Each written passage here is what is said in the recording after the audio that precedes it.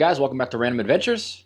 Today I want to give you guys a look at this TST Carrier 20 e-bike. This is a cargo carrying e-bike. It does come with a real long tail and it has a rack in the rear. The rack can be set up in different ways and I will show you those different methods. The battery on this bike is mounted in the frame here and it is a 48 volt 15 amp hour battery. The bike is powered by a peak 1300 watt motor in the rear. It's supposed to give you up to 90 newton meters of torque. The bike comes with 20 by 4 inch Chow Yang tires on spoke wheels. Here's a look at your crankset. It does come with a dual-sided chain guard. It does have long crank arms. That's going to give you some extra torque. The bike does come with metal Nico branded pedals. Back here in the rear you do get your 7-speed Shimano tourney derailleur system. The bike does come with a mid-mounted kickstand that picks up the whole bike. This allows you to leave the bike standing while you're loading the cargo and stuff like that. You don't have to worry about the bike falling over. As you see, they did use a little chain redirect right here to clear the kickstand. This is the white colored TST Carrier 20, but it does come in black color also. I like the white color myself. You do get some frame mounted foot rails right here. These could also double as a way to strap down any cargo that you're carrying in the basket here. Currently I've got the bike set up in the child carrier configuration. That means I installed the padded seat right here for somebody to sit on. It also has these safety padded frame rails. Up front the bike does come with a dual crown fork suspension. There is no adjustments on it. And you do get a small headlight here. It is small, but it is powerful. This bike does come with core ride brakes and large 180mm disc rotors. I've used these brakes on other bikes before and they work quite well. You get the same core ride brakes in the rear with the 180mm rotor. Here's a look at your TST wheel branded seat. It does have a lot of padding. This bike is very flexible on size because the seat can go quite low and also it has a really long seat post so it can go quite high. The website says that a rider of 5'1" up to 6'4" could fit on this bike and I totally believe that. Here's a look at your core ride hydraulic brake levers. These brake levers have a nice shape and they do feel good in your hand. This bike does come with a thumb throttle mounted on the left side. Pretty simple control panel. You get battery life, miles per hour, and your pedal assist level. The bike does come with 5 levels of pedal assist out of the box. You can change it to read miles per hour or kilometers per hour. Over on the right side you get your Shimano derailleur shifter. This is actually the rapid fire style. See how fast you can click through those? The handlebars on this bike are kind of an open BMX style design, but they don't have the railing across here. The bike ships out with the Nico branded headset. This bike ships out with a top speed of 20 miles per hour, but I was able to get in here and unlock it. I will put that on the screen. The method of how to unlock this is pretty simple. Just to quickly sum it up, you get to the P3 setting and you change it from a 0 to a 1. The bike is unlocked now to 28 miles per hour, but getting up to 28 miles per hour is going to be dependent on the weight load of the bike. Since this is a cargo e-bike, let's throw a box in the back. You could put a big long box in there like that. You're just going to have to strap it down somehow. You could load this bike up with a whole bunch of boxes like this if you needed to. Just make sure you get some straps and strap them down so they don't fall out. You can strap it all the way down to the railing down here. This bike has a total weight capacity of 450 pounds. That's for a 300-pound rider and 150 pounds of cargo back here in the rear. So you can get 150 pounds of stuff in here. All right, guys, let me give you a look at this rear bike rack because this can be set up in 4 different configurations. I'm going to go through and show you all 4 of these. The first one is this one right here. This wooden piece can be left on and you can ride just like this. The second configuration is where you'll install this padded seat. You would remove the wood, install the padded seat right there, so you could ride with it with just the padded seat. The third configuration would be if you install the child seat. You would actually remove the wooden piece, put the child seat down, and then put the wooden piece back down. And then the fourth configuration would be the child seat basket with the padded seat. So you can install the child seat basket with the padded seat, or you can install it with the wooden seat. Your choice. Alright guys, let's go take this thing out for a ride. Alright guys, we're out on the TST bike Carrier 20. I'm going to go through and show you the pedal assist levels. This is pedal assist level 1. 7 miles per hour. Let's bump it up to pedal assist level 2. Looks like pedal assist level 2 levels you off at about 10 miles per hour. We're going to have to gear up. Alright, let's get up to pedal assist level 3.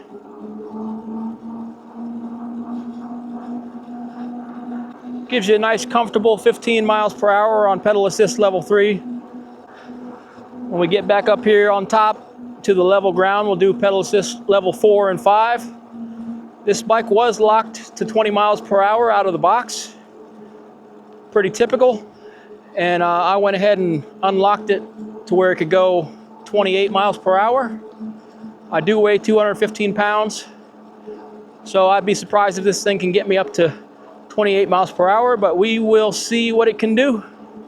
This is pedal assist level 4. It didn't really give us much of a power bump up from pedal assist level 3.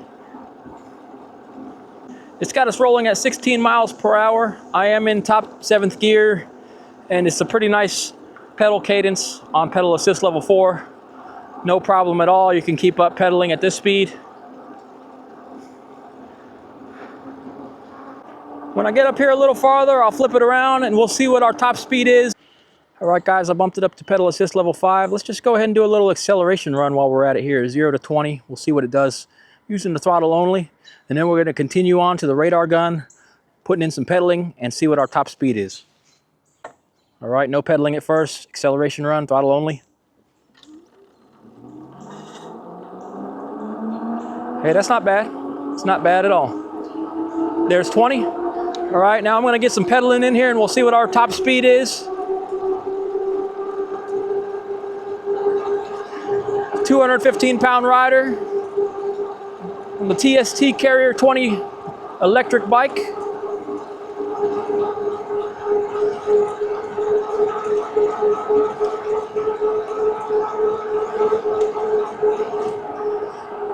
All right, it was showing me 25 miles an hour. It was showing me 26 on the onboard, 25 on the radar gun. We'll go back and run it back one more time using the throttle only. See if it'll do that same speed without the pedaling input. All right, throttle only. I might get a little aerodynamic and see what we can get out of this bike.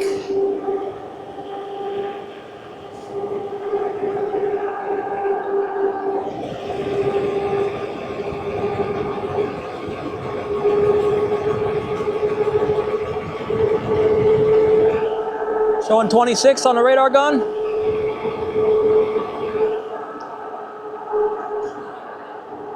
All right, guys. Got it up to 26 on the radar gun.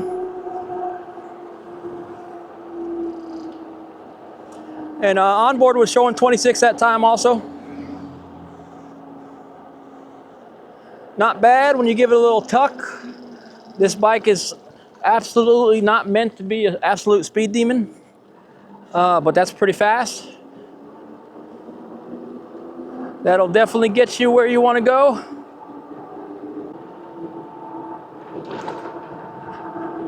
This thing gets you moving.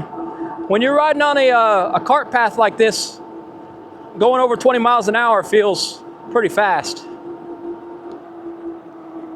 A lot of the speed limits are 20 on these golf cart paths anyhow. That's the legal limit. Woohoo!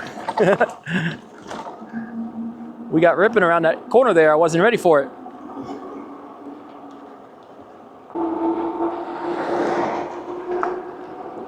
So the basket that's on the back of the bike right now, it's actually set up a little bit more to be a child carrier, let some kids or a dog ride in the back or something like that.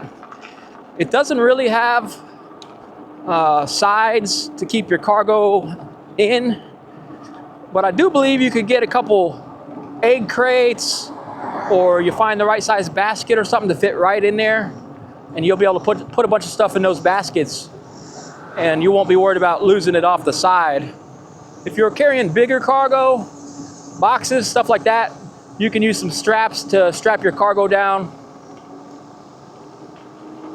But little things, try to put little things in there. You're gonna wanna put a box inside, maybe a cardboard box or some crates or something to hold some small cargo while you're riding. Let's check out this front suspension. You know what? This thing is pretty soft on the front. It totally took that bump. Oh yeah, this is a real soft suspension in the front. You guys are gonna like that. See that bounce?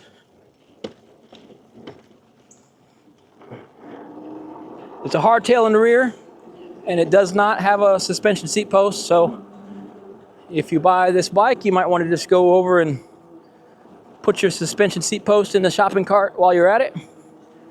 And then with that real soft suspension up front and a suspension seat post, this thing's gonna be like riding on a cloud. It's got a nice cushy, it does come with a nice cushy seat.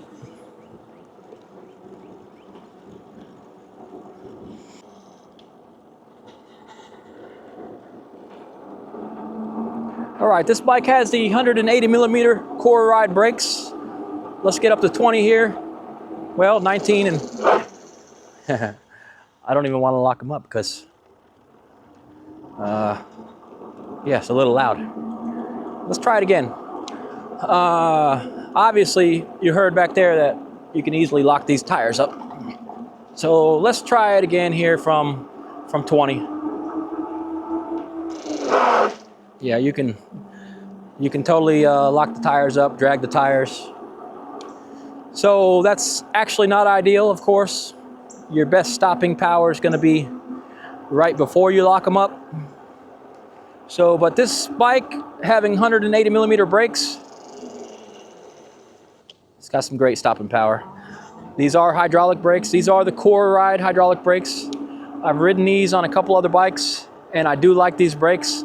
They have a nice quiet sound to them. You get that little unique braking sound from them, and they work really well.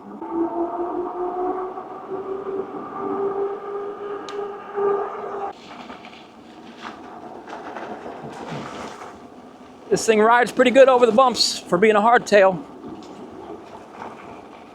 Thanks to the big old 20 by 4 inch fat tires.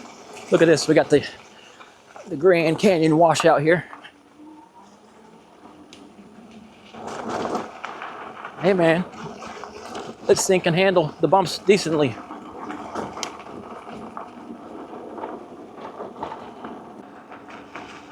Well, it seems like they might have moved the horses into a different area for now, because 2 or 3 fields I went by, I didn't see the horses out in any of the fields, so they might have took them somewhere.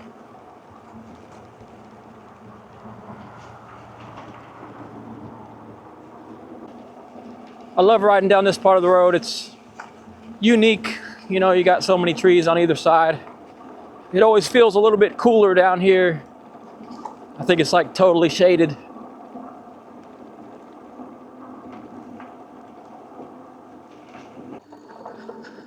Let's do a little off-roading over here. I'm sure this grass is nice and wet. It's always pretty swampy over here. I don't know who's going to do off-roading on a cargo carrier bike, but let's give it a try anyhow.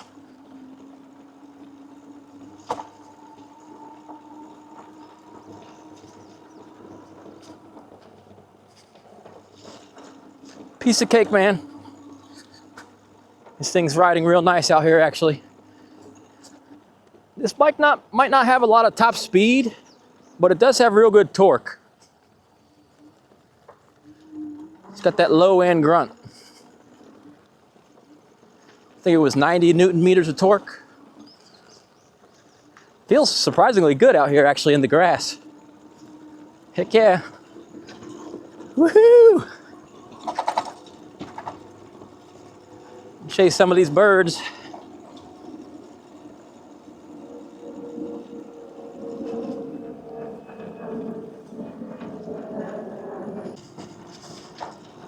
This thing almost feels like it moves better off-road than it does on-road. That's pretty surprising.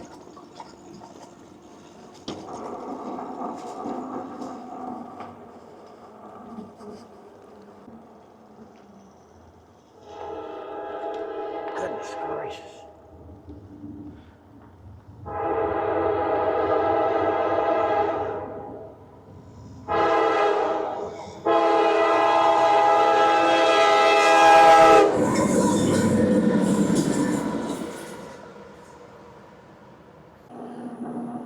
All right, guys, we're rolling back into my area. We took the bike to town and back.